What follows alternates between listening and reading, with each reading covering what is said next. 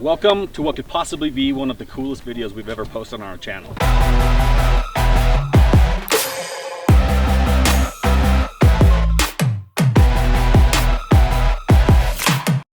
So I've got my friends here, Jared, Doug, and Sam from Adventures with a Purpose. Now these guys have a YouTube channel that is fascinating. These guys have the capability to do search and rescue that even some law enforcement divisions don't have. If you're attempting to compliment me, then you have done a very good job. My name is Jared Lysick, Adventures with Purpose on YouTube, and our mission is we go around the U.S. working cold cases. In the last year, we've solved 10 cold cases, and this year we hope to solve another 10. All right, guys, so today's recovery video is a really good one. It's a really cool process that we're going through. However, it's also a bit of a sensitive process because we're actually part of a missing person search. So we're looking for somebody who went missing over 35 years ago, in fact 2 people. And so while it's gonna be exciting and fun and you're gonna see all sorts of crazy stuff happening, there's also gotta be a little bit of reverence attached to today's video, because if in the event we actually find a missing person, that's gonna change everything here in this video. And it's gonna change a lot of people's lives, including the family that's here, you know, hoping that we can potentially bring, you know, closure to them for their family members that went missing 35 years ago. So just keep that in mind as you're watching this. It's gonna be fun, it's gonna be exciting, but it's also just gonna have a little bit different vibe than some of our other recovery videos. Basically, they have equipment to be able to scan underwater, and I'm sure all sorts of other places, to find cars, equipment, people, and what they do is they go around the country solving cold cases. So if there's a missing persons report, or somebody went in the water, or law enforcement was able to find it, these guys come in with their specialized equipment and they drag the bottom of the lake with these big sonar cameras and stuff like that, and they figure out what's going on down there. And typically you've had a lot of success in finding vehicles and even people, right? Our specialty is underwater sonar search and recovery. Yeah. And it's really turned into, we started off just cleaning up the environment, to then finding cars, to then families seeing that we could find cars, float cars, yeah, from whether it's 20 feet deep, 40 feet deep, even a 15,000 pound snowcat, 80 feet deep.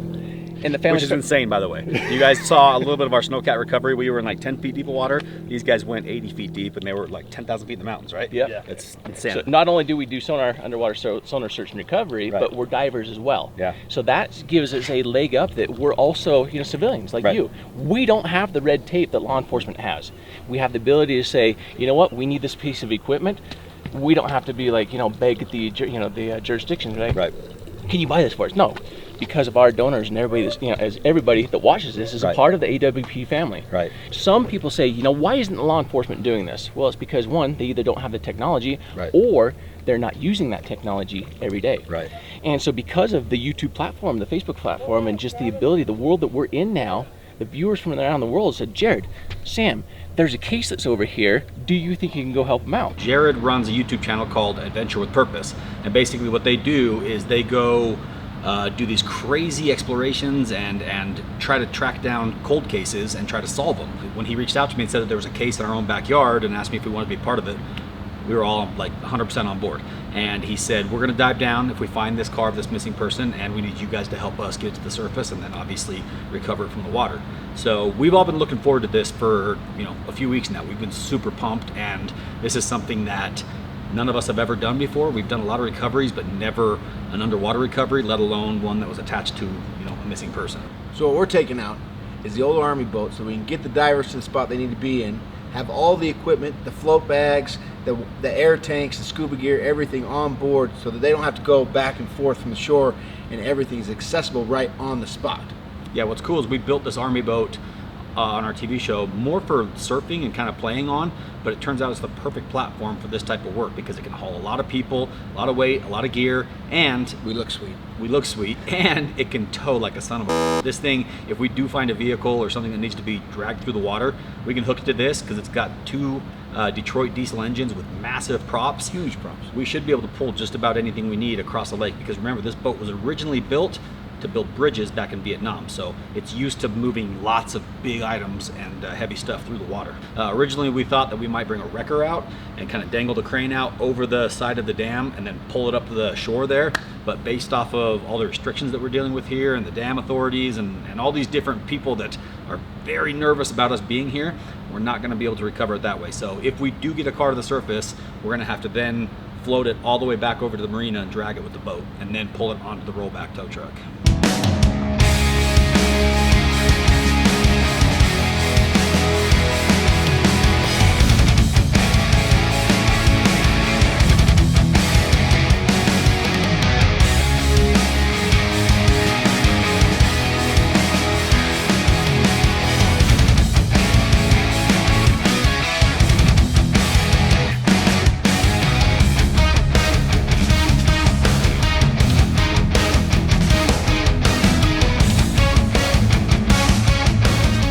When we headed up to East Canyon to meet up with Jared and his team, I expected Jared and, you know, maybe a couple of crew guys and maybe a couple of film guys, 3, 4, 5 people.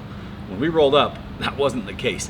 You had Jared's whole team, which was a solid 12 or 15 people. Then you had the Morgan County Sheriff's Office. They probably had 4 or 5 people there, including the sheriff himself, who's one of the greatest guys in the world. Sheriff, man, thank you for all your support. That the sheriff honestly made this thing happen. you're the man, Blaine. On top of that, we had DNR, basically Utah Division of Natural Resources there. They're basically the ones that are in charge of the land around the lake, and they patrol and supervise the lake. So they're there.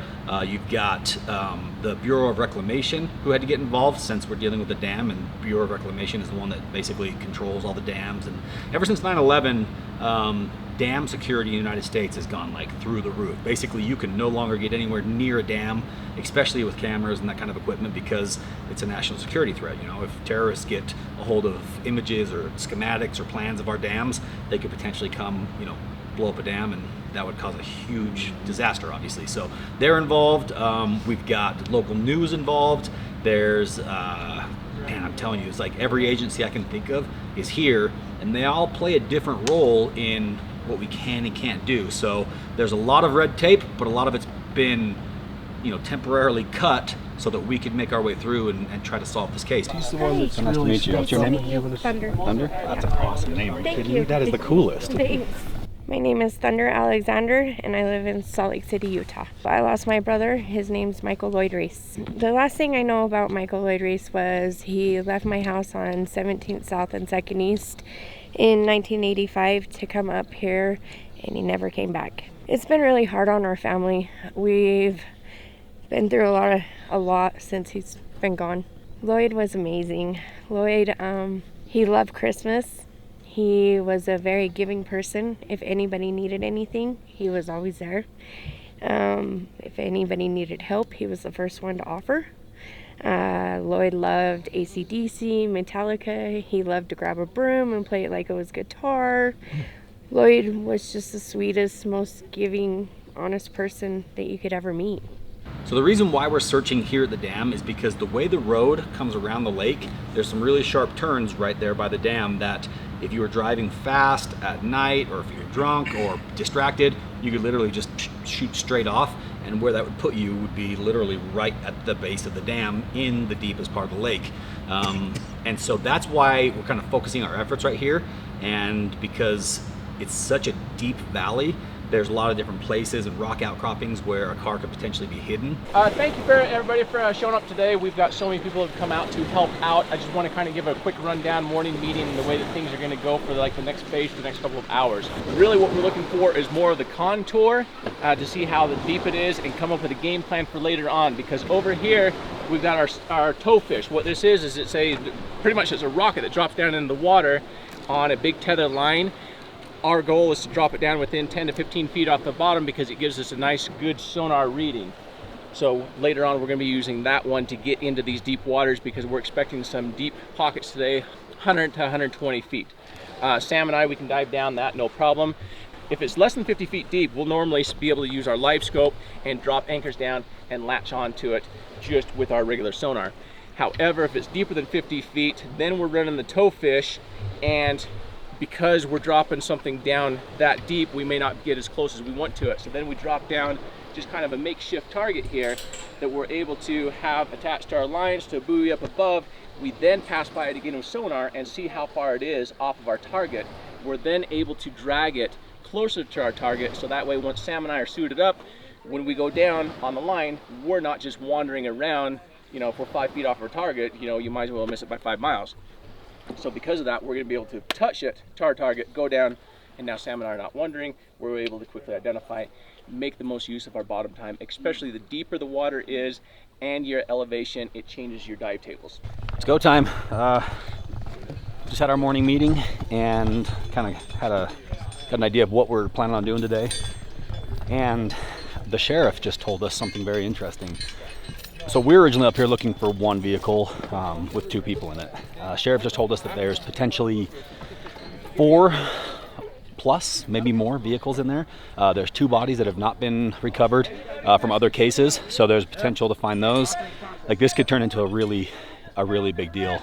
You know, it's a recovery, which is exciting and cool, but at the same time, it's so much more than that. This is almost something kind of sacred, because you know, you find a body underwater that's never been recovered. All of a sudden, you're bringing like peace and closure to a family, to so many people. So I don't think people understand. If you're watching this, you may not fully understand like the gravity of the situation and how big of a deal this is. That area by the dam has never been opened up. Like, the dam barrier has not been opened up to allow search and rescue boats in there. We're getting ready to head over there and open up that barrier right now for the first time in probably ever.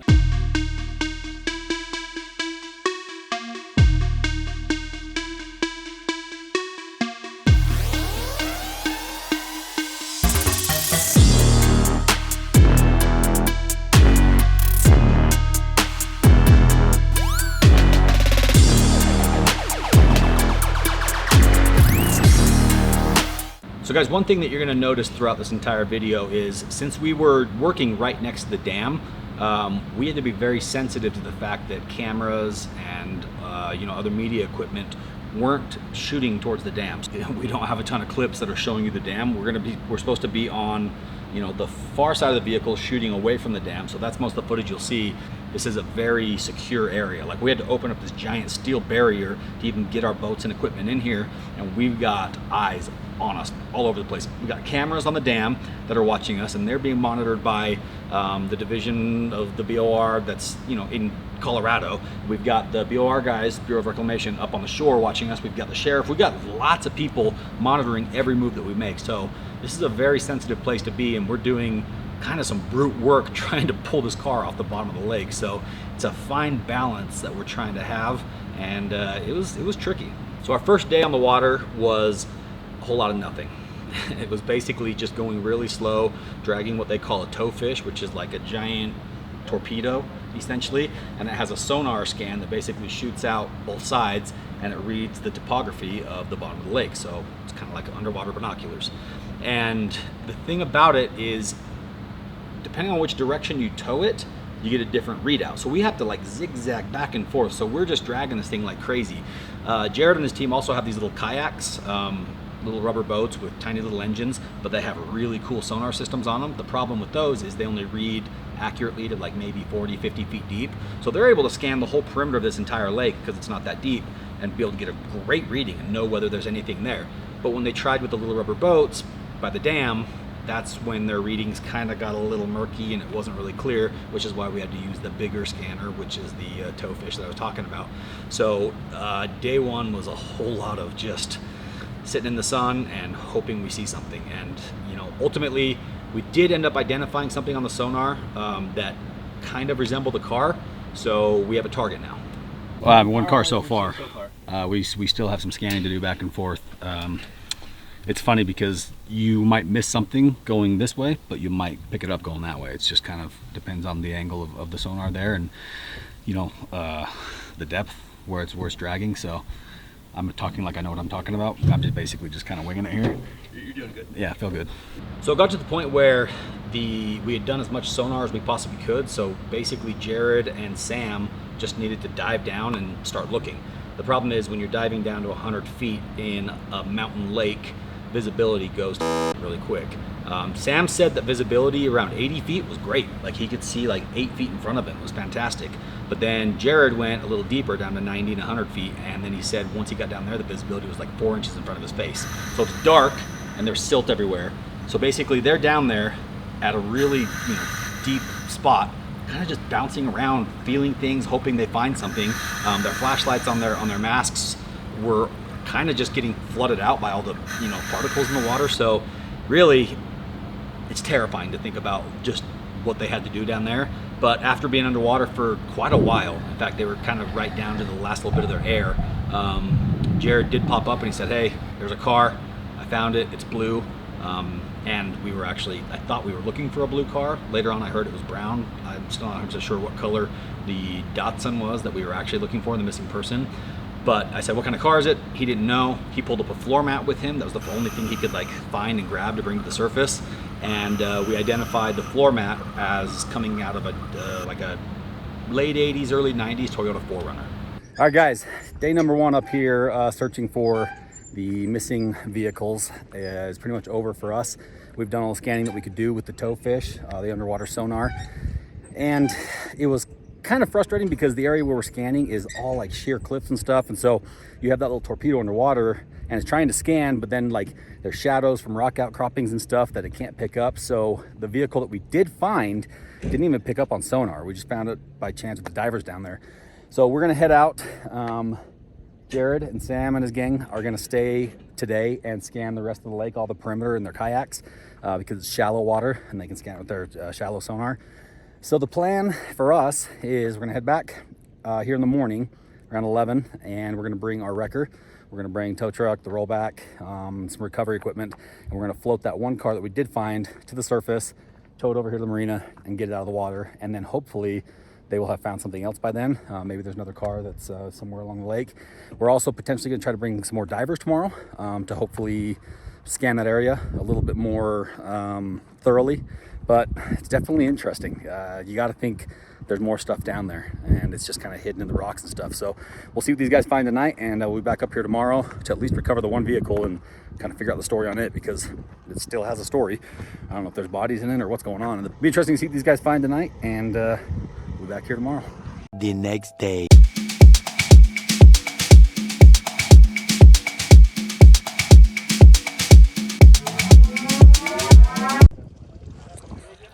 All right, we're back here at East Canyon for day 2 of recovering the car from the water. The plan is, like I said yesterday, we found a car. It was not the Datsun that we were looking for. However, this morning the guys dove down and found out that it's a 4Runner, Toyota 4Runner, and it's like probably 1990, maybe late 80s. So the plan is we've got all the equipment and gear. We're gonna head over there. We're gonna dive down, hook these big airbags to it, and they're gonna inflate those airbags. And in theory, the airbags will just lift the car to the top. Now, the challenges that we're facing are the fact that the car has been on the bottom for so long that it's full of silt. And so it's just basically full of dirt. So what would normally be like a 4,000 or 5,000 pound vehicle is now like 12,000 pounds. So it's gonna take a lot of lifting capacity. One thing that we did find, they found a license plate just now down by the car that didn't belong to this same car that we're pulling up. It's a different one. And I pulled the numbers on it, and it belongs to an old insurance auto auction. So kind of interesting to think that there's a license plate right by the hubcap that we found, which means maybe there's more parts and pieces of other cars down there. One of the issues is the silt builds up over there by the dam. You can see all basically the inlet is over here.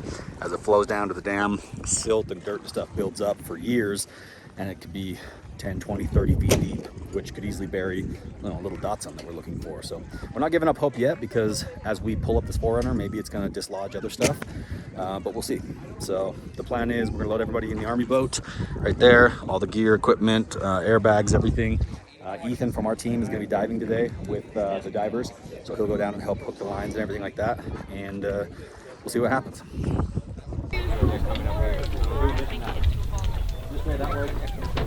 Absolutely. I was gonna bring my gear. Are you certified? All right, we're headed back out for round 2 to run the what's it called, the fish, swordfish, the towfish. We're gonna go run the towfish, do some more sonar, and see what we can find. Well, obviously, at this point, we've tracked down one car and one hubcap and some contractor's tools. Found a square. So we're gonna go scan that area really well, because what we need to do is rule that out. We need to know for sure that there's no other vehicles over there, because then from there, Jared and Sam and the guys are going to be able to take their boats along the shoreline here and sonar the entire shoreline. And that way we can comfortably say we scanned the whole lake, we don't feel like there's anything in here, and the family can know, like, okay, that's not the spot. As tempted as we are to go grab the car and float to the surface right now, we're going to hold off because we want to finish the search first. And that's what these guys are going to do. So we're ready to roll out to the dam now.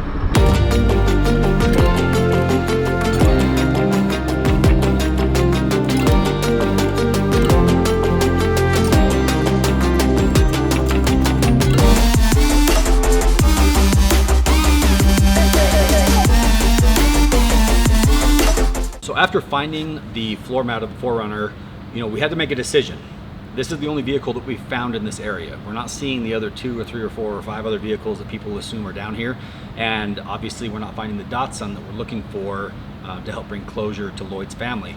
But at the same time, we need to figure out why this 4Runner's in there. So we had a conversation. We decided that it was the right move to float the 4Runner to the surface, figure out the story on it, get a VIN number, and then obviously get it out of the water, because you're not supposed to have wrecked vehicles in the bottom of lakes anyway. So least we can do is clean up, but hopefully maybe solve some other sort of mystery. So that's day 2, was basically get down there, start rigging it, and figuring out how to get that thing to the surface. The other ones. Have we only used 1 tank so far? Only 1 tank so far. Okay. All right. Ethan, send another tank I'll down. take 1 more tank and 1 more bag down with me then. And then that way we have 4 bags on it, just for kicks, and then I'll just work on filling all 4 of them down there. So the first dive down, Jared goes down and hooks up his bags that hold about 3,000 pounds apiece. They have pulling power 3,000 pounds up, and he hooks 2 of them up. No, 3 of them. The original, he hooked up so he went down, he hooked around the B-pillar of the car with the rigging, and then that was hooked to a buoy on the top. And then B-pillar should be strong enough. Oh yeah, he went through the door, the B-pillar, it's a section that normally if we lift it with a forklift at the shop, we can lift a car like that. And the reason he did that is because that was the only area where he could actually attach to. Everything else was kind of buried in silt. So just that section of the car was, hanging out. And so he wrapped around it and then started connecting the bags to the line. Start filling with air, so they start pulling up. We're all on top of the boat waiting anxiously to see what pops up. All of a sudden these bags rocket up out of the water, and then they deflate and come right back down, and everybody was really bummed. I thought it was we thought it was great. Moment. They call it the bouquet. Yeah. And they're like, oh, here comes the bouquet. And we're like, oh, this is awesome. Yeah. But it turns out it flew out of the water because the B-pillar actually ripped off of the vehicle and complete with the door. Yeah, complete the door. Well, I was going to lead up to that. I was pulling this vehicle out of the water, just reaching down like this, pulling this rope up. I pulled an entire door out of the water by myself. Because the rope still had some tension on it, but obviously not the tension of an entire vehicle. Yeah. So we're like, what is it hooked to? It must have grabbed something. And as Dave pulls it up, sure enough, it ripped the entire door clean off the car, along with the entire B-pillar and the section of roof. Like, the fact that these airbags have that much force, it's kind of terrifying. Well, there's a good chance I ripped it the rest of the way off. Oh, you think so? Yeah, there's a good chance. I think it might have been the bags, but... All right, so Sam and I, we just had a big discussion about safety tanks and what we have left and just bringing everybody else into it. And we might have a solution where this vehicle is still going to come out today. Right now we have, if we go in right now, we end up losing 3 tanks because it ended up popping. But the sheriff just piped up and he said, you know what, we've got the fire station just down the way, and I have adapters for the SBCA adapters for whatever they need. If they can get them in the fire station, we've got enough air to finish out what we need to finish out today. The only hiccup that we might have is because I've done 3 dives down to 100. I can't go back down to 100, but we have everything tied off for that stage lift at 50 feet right now. The only thing that's going to now stop it is if by chance we're no longer on the door. That, like, we completely ripped off, Dave completely ripped off, all right, that entire driver's side. But we are now around that front wheel, and as long as that wheel holds 9,000 pounds, we can make this happen. But if it pops, we're done now for the rest of the day. We had to make a decision. All right, we're going to give this one last shot before we give up and just leave the vehicle there, because at that point he had already kind of cleared the inside of it to make sure that there was no bodies or anything. And from what he saw on his initial check was there's no bodies in this vehicle that we can see, but that doesn't mean they're not there. They could be under seats or whatever. So that's why getting it to the surface wasn't as much of a priority as we previously thought it was, but still it needs to come to the top. Yeah, any vehicle on the bottom of the lake has a story to tell. Why is it down there? What happened? That's what I want to know. Right. So luckily Sam was still able to dive down. And you know what? Even more lucky is Ethan was able to dive back down again. Yeah. Yeah, Ethan dove down 2, 3, maybe 4 or 5 inches right before he popped right back up. All right, Dave. Yay! You did it! Did you make it all the way down 60 feet? I did. All right. Yeah. Who was absolutely no help. Well, you guys probably saw Ethan's first dive of the day. Ethan's not afraid of anything. No, I've never nothing. seen him literally afraid of anything. He went underwater for about 3 or 4 minutes and then came blasting to the surface, White as a gasping for ghost. air, White as a saying that's the scariest thing I've ever experienced. He got claustrophobic, he got disoriented, he went down to like 30 feet, and it was freezing, lost visibility. So it brought a whole new level of respect to what Sam and Jared are doing, because these guys have been down there all day, moving around at much deeper, parts of the lake. So, And like Dave said, if Ethan is scared, Everybody should be anybody scared. would be terrified, Yeah. because that kid is, I was going to say balls still, but he's not scared of anything. well, obviously he doesn't have balls of steel because he didn't sink very far. If he did, he would have got more than 4 inches under the surface. That's true. So they dove back down to the bottom. They wrapped the rigging around the wheel assembly, and it was a front and left. I wasn't down there, so I don't know. I think it was the front left. Front Around driver. the whole suspension assembly there. Yeah, everything. But that was Inside it. That was yeah. the only point he could find. Normally they like to hook to the frame or to another axle. We literally had one more shot. And if a B pillar pops off, you think maybe it's a pretty vulnerable spot as well. Yeah. But they started putting the bags on. They pop up out of the water. The bouquet comes up in all of its glory this time, and then stays inflated. Here it comes. There it is.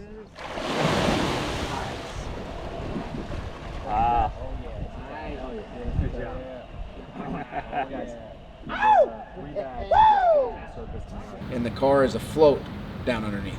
Pretty good moment. So what's crazy is when the bags pop up, they kind of fly out of the air or fly out of the water into the air, and then they come back down, and then they settle. And if they settle and they sit there and bounce like this, you got a load on it. So literally this 4Runner that probably only weighed 4,000, 5,000 pounds back in the day, but is now full of silt, probably closer to 10 or 12,000 pounds, is dangling on these 3 balloons. And since we did it in a stage lift, which means we're pulling it up 50 feet at a time, so Jared and Sam had to go back down and bring up the next stage of the lift, because currently the 4Runner is 50 feet below the surface of the water. We still have to get it to the surface. So they have to deflate these bags, and then go back down and hook them back up closer to the vehicle.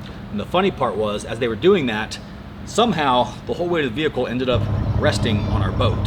So we had like 10,000 pound anchor pulling the back of the boat into the water while they restaged the bags. Normally you would leave the bags on the top, take new bags at the bottom, but they didn't have the equipment there to be able to do all that. And we were running out of air. We were literally running out of time, running out of resources, running out of approval from the authorities. It was down to the wire to get this thing back to the surface. So mad props to Morgan for building the ultimate tower. Yeah. Those welds held up, buddy.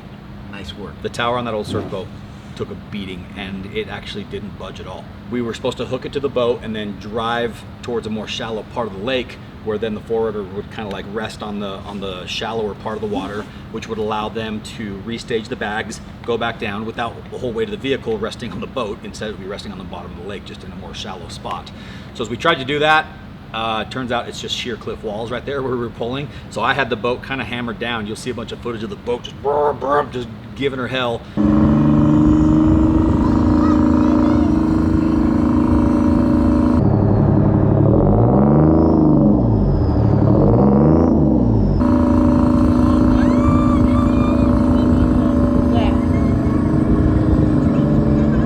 We just couldn't get it high centered because it's just sheer cliff walls. So that's why we had to leave the whole weight of it resting on the back of the boat while they restaged the bags. Me holding them. I was. After we did the second stage lift, that we basically got the 4Runner right to the surface, well, right underneath the surface, hanging onto the balloons. So let's call it maybe the deepest part of the car is about 15, 20 feet in the water, and the bumper is just right near the surface. So we can see it, we hook onto it, and we start towing it back to the marina with the boat. And it's heavy, it's really heavy. And it's just bouncing off of stuff, and at one point it got caught on a giant cable that runs underneath the water that holds the dam barrier in place. So we had to lift it up again, get it over that. Finally, we got to the point where it was towing freely. We were able to kind of hammer down on the boat, as you'll see here in this footage. Alright guys, towing the car back to the marina. As you can see right there, we got 4 big airbags just doing their best to keep that thing afloat. And the old Detroits are working hard, but all the temps and everything look pretty good actually. Everything feels good. I'm only doing like quarter throttle, just keep everything nice and cool, and it feels good. I think we're gonna get it back to the marina here pretty quickly, and then we'll hook it up to the rollback and tow it out of here. There's a lot of work.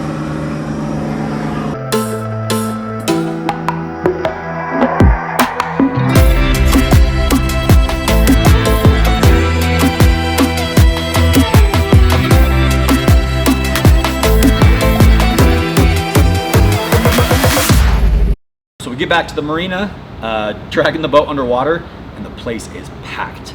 Like it's a zoo. You got local news, you got all the authorities that we mentioned before, you got tons of boaters and spectators. There were a few hundred people down there. Today, search teams are looking for clues in a cold case dormant for more than 3 decades. It was back in 1985. 14-year-old Lloyd Reese, along with 21-year-old David Jaramillo, were driving near East Canyon Reservoir. Well, they never returned home. Fox 13's John Franke shares what several search organizations have been able to discover. And they were all kind of curious, like, what do you guys have? What is it? And, you know, some people thinking maybe we'd solve the case, other people wondering if it was another case that we were about to open. And sure enough, it was just a stolen 4Runner that had been missing since 1993. Turns out it was an early 90s Toyota, 100 feet below the surface. It belonged to State Farm Insurance after it had been stolen, and they wrote it off, and they didn't know it was there. So you're welcome, State Farm.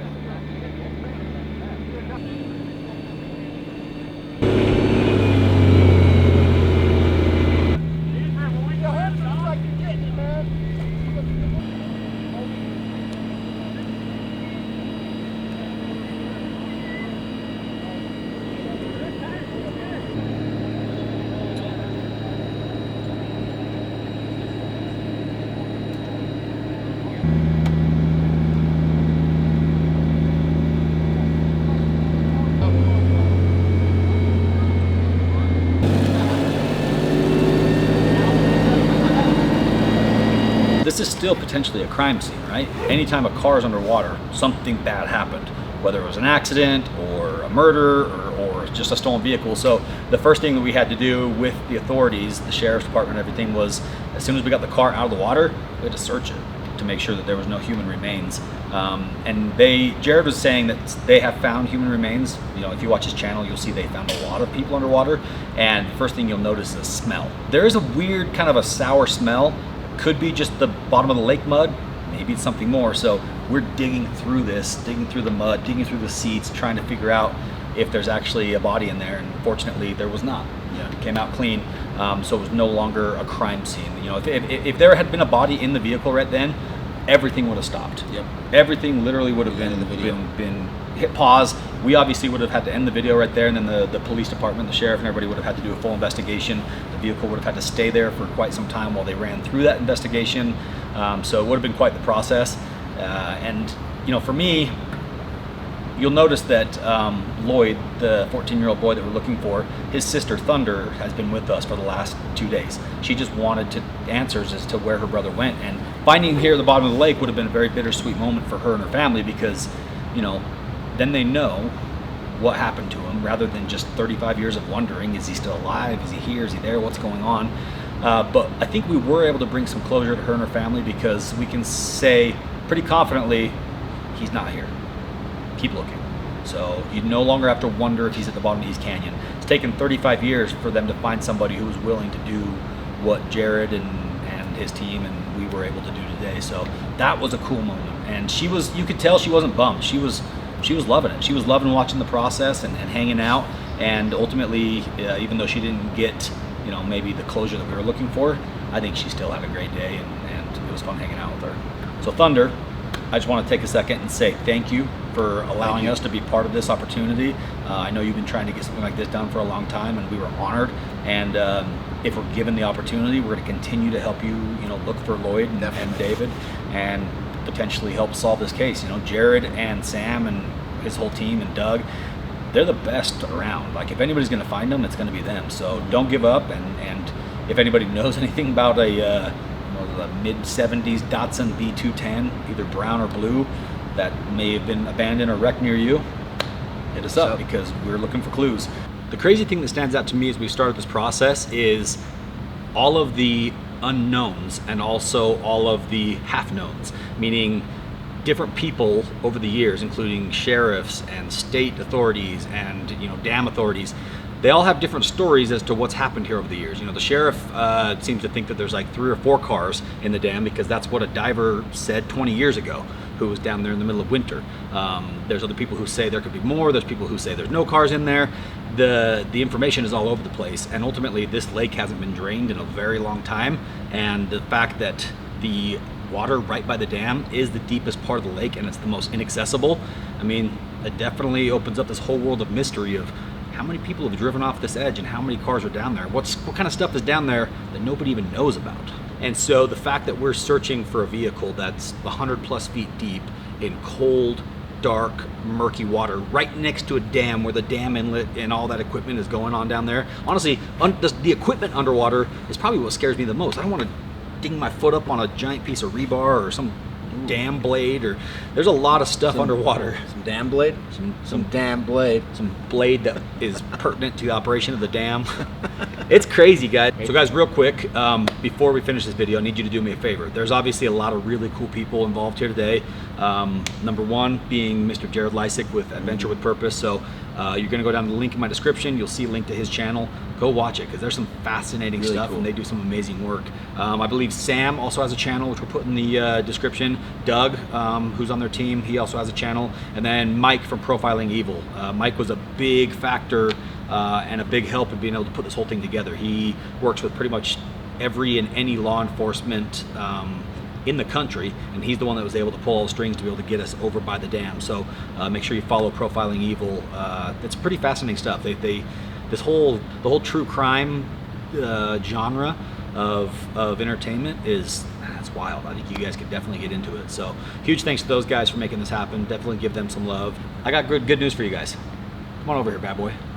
Guess who's back? Bad boy's back. Bad boy's back. You guys may have noticed that he's been missing for the last month or two. Hi. It's because this dumbass rolled a razor. Well, he's been now doing bad boy stuff. I was on a secret mission in Singapore. He was doing bad boy stuff and smashed both of his hands. Broke them both. And has been down. For a guy who uses his hands to, edit and take pictures and videos, it's a hell of a thing to do is break both your hands. So Bad Boy's back. Everybody, round of applause. Welcome Bad Boy back to the team. Bad Boy. It was great to be back. That just means that the video quality, the picture quality, everything is just going to continue getting better. He's going to help Davis continue to crank out these awesome videos. So the sad thing is his throwing skills probably didn't get any better. I guarantee they've gotten worse. Even worse. In fact, we probably need to find a clip of that to show any of our new viewers. There's a clip floating around of when Bad Boy got his name. I think that was a deep fake. Hands did the best Bad Boy throw I've ever seen the other day. That was the best. I laughed for a solid 20 minutes. I think that's fake. Anyways, welcome back, Bad Boy. Just a quick message to everybody. Yep. There's 65% of you that aren't subscribed and you're watching this right now. Ooh. Do the right thing. Hit the subscribe button. Good call. You know what? Now that Bad Boy's back, we're going to get a whole lot more lectures like that because he's an analytics. He's an analytic. What's the word I'm looking for? Analyst. He's an analytic Analyst. He's an analyst. He's an analytics nut. Thank you guys for watching because without you, we'd still be doing this, but nobody would be watching it. Yeah. And that's kind of depressing. It would be kind of depressing. I'd still watch it. Would you? You'd watch each other. I've been doing that for way too long. What? I'm watching you. I always feel There we go. like somebody's watching me. And I got no privacy. Left. Whoa, whoa, whoa. 21 gigabytes.